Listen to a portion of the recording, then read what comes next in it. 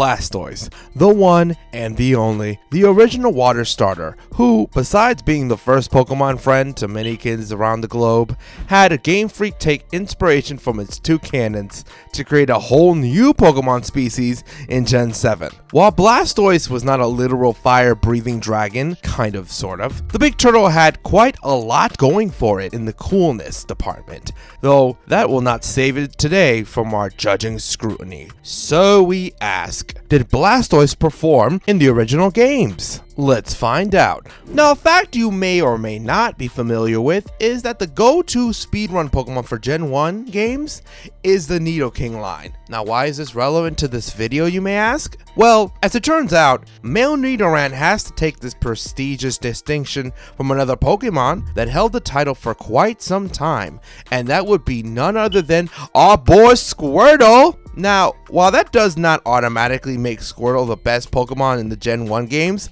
this is definitely a feat for the Michelangelo of the Pokemon world. And in fact, it is quite apparent why, in the very start of the game, where Squirtle only needs to be level 8 to completely sweep Brock with Bubble, funnily enough. You would have to be way higher in level to have a decent chance against the optional gym trainer in Pewter Gym. But Brock himself proves to be an absolute joke. Wartortle then proceeds to have its way pretty effortlessly all the way up to Cerulean City, outside of a few oddities here and there. In the Cerulean rival fight, Wartortle is not that great and cannot consistently beat any one Pokemon without taking high damage. And as per expected, it is great into the hikers, bad into the oddities, and decent into all else. In the Misty fight, which is supposed to be a neutral matchup as far as type chart goes, Wartortle actually proves to be really good if his trainer backs him up by teaching him TM Dig or Mega Punch. Misty Starmie will only have Tackle and Harden at this point, which will prove to be very insufficient against Wartortle, who has way more damage potential with either of these moves, and even Tail Whip to counter Harden. Again, the third rival fight though, Wartortle will fail to be a sweeping machine thanks to all of Blue's Mons being very decent in terms of stats and moves. Wartortle will most probably 1v1 one threat before falling. And if it did not fall against the blue, it will fall against the yellow. See what I did there? Blue's the rival and the Pikachu line is yellow, but they're both colors. So do you get out how smart with words I am? And okay, anyway, Wartortle gets very expectedly crushed by Lieutenant Surge, thanks to it being cleanly OKO'd by a Raichu's Thunderbolt. Oh, and even if you manage to land a dig on that thing, you will not KO it, so don't even bother. Now, upon suffering the greatest humiliation so far, our watery friend will have the usual yet very decent role of beating up rocks with poor special stats while not being that good against grass types. But once it is done going through that, well, it gets worse. It gets worse. I mean, worse because there's more grass types.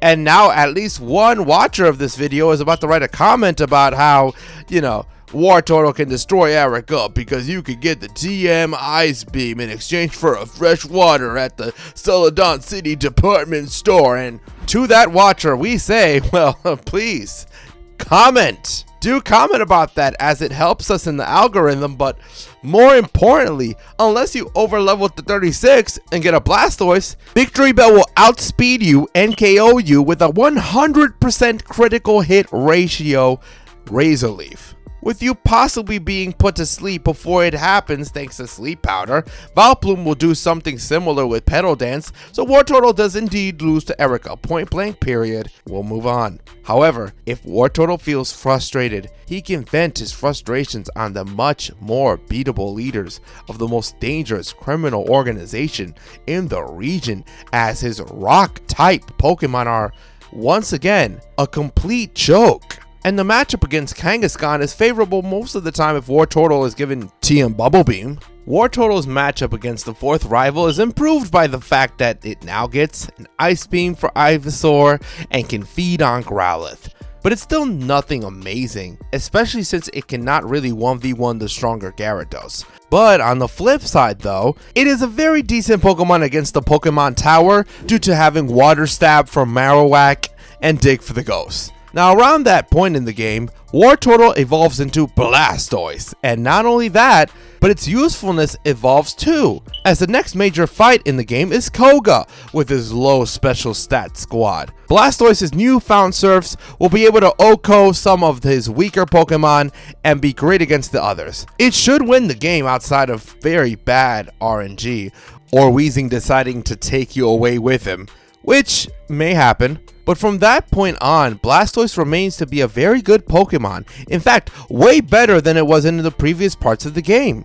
Though there is one caveat. The role of Blastoise is, in general, be a good water type. And thanks to its stats and move pool, Blastoise does, well, just that. But what one should consider is the competition to Blastoise as well. In fact, the first other good water type you can catch in Red and Blue is Gyarados, which admittingly is a pain to evolve from Magikarp, but is a very good Pokemon and has a nice move pool.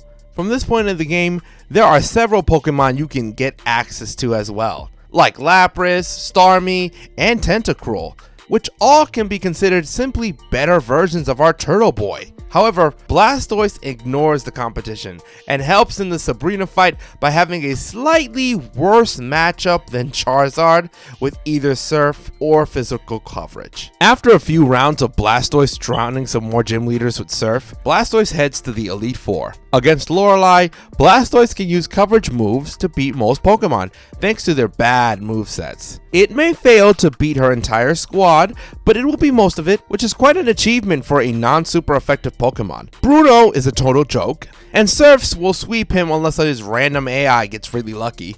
Agatha's Pokemon will suffer against Dig, and the odds of a full sweep are, once again, high. Lance is not very bad either if you delegate the Gyarados to another Pokemon, and though you might be Thunder Waved by Dragonairs and then killed by a crit Hyper Beam from Aerodactyl or Dragonite if you're unlucky, Blastoise is still very good and will beat all the four threats most of the time. The champion fight is also good for Blastoise, as it can handle Pidgeot with Ice Beams and ride on an Arcanine with Surf, though the 3 Mons will probably weaken it enough so that it's no longer reliable against anybody else. Long story short, Blastoise's Elite Four run is quite incredible and can handle a great deal of threats by itself. Now in yellow, Squirtle's evolution line situation is the same except a bit worse. First of all, you get it at Vermilion, which prevents it from destroying Brock. It's a bit better against Erica due to her Pokemon being now unevolved, and it's also worse against the new Elite Four thanks to some movesets being improved. So we take a look at this. How well did Blastoise do in the Gen 1 games? Well, it did pretty damn well if you ask me. It completely destroys 4 gyms, is good against 2 others, and never feels a waste of a team slot from Pallet Town all the way to the Elite Four. The only downside to Blastoise is that there are many other good water types that might justify taking its place, especially given the fact that you can only get 1 starter, and there might be a starter that will prove to be a beast and not outclassed by anything. So how do you like Gen 1 Blastoise? Do you think that it's the best starter to pick in Gen 1, or did it not convince you? Feel free to tell us in the comments, and also don't forget to like and subscribe to this channel. On that note, thanks a lot for watching. This is PokeRebels. See y'all next time.